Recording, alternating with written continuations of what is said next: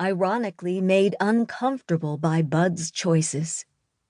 That was all in the rear-view mirror.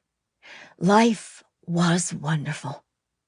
The random drug and alcohol tests at work further helped keep him clean.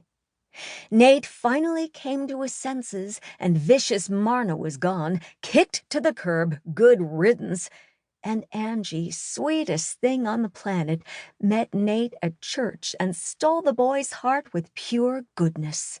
Angie herself had personally called Bud to meet at a truck stop down in Lander, saying Nate was too ashamed to pick up the phone.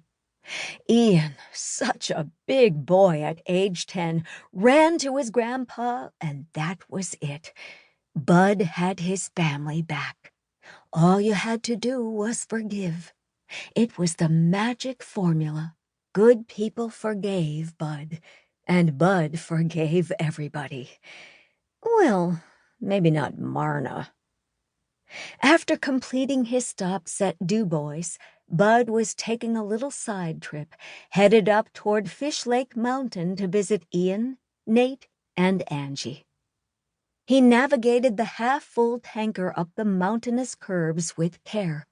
A fuel tanker can both jackknife and roll over more easily than a traditional trailer. In bad weather, Bud drove almost rigidly with caution, but today was a glorious windless summer day.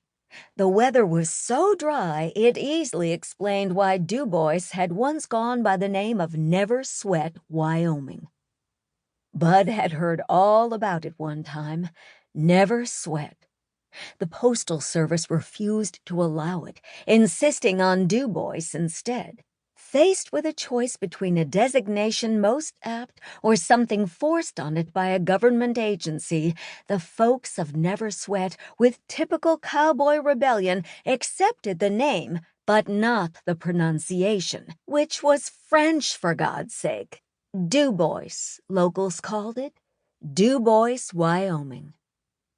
The road twisted and rose steeply, but there was little traffic on this life-is-wonderful day. Bud appreciated having the pavement all to himself. Some yahoo in a pickup swerving into the wrong lane had recently put a coworker of his in the hospital. Worse, Bud's friend's tank had broken loose and wheeled like a gigantic rolling pin down into some oncoming vehicles. The resulting gasoline spill had shut down all lanes of I-80. Nobody died, thank God. At the crest, the song ended, and Bud stopped singing, if that's what you could call what he was doing, and punched the player into silence, pulling over. The descent from here into the valley was breathtaking. Soaring stone-faced cliffs, a river below, green aspen trees. Bud's job was to drive a truck through heaven. He inhaled and let the clean air whistle out in satisfaction. Little Ian was going to love taking a ride in the big truck with his grandpa. The thought made Bud smile. From here he could see several fire trucks along a side road below.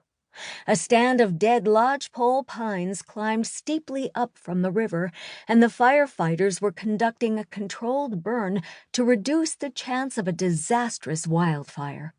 Bud didn't really understand the idea behind the whole operation, burning trees to keep them from burning, but he could see that the firefighters were being careful, arrayed along the fire line, hoses ready to prevent the flames from jumping the break they had cut with their chainsaws.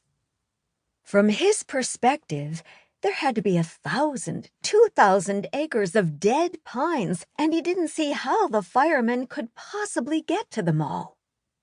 As Bud eased his big truck forward, his mind was on little Ian, and he committed a rare mistake, letting himself automatically shift up.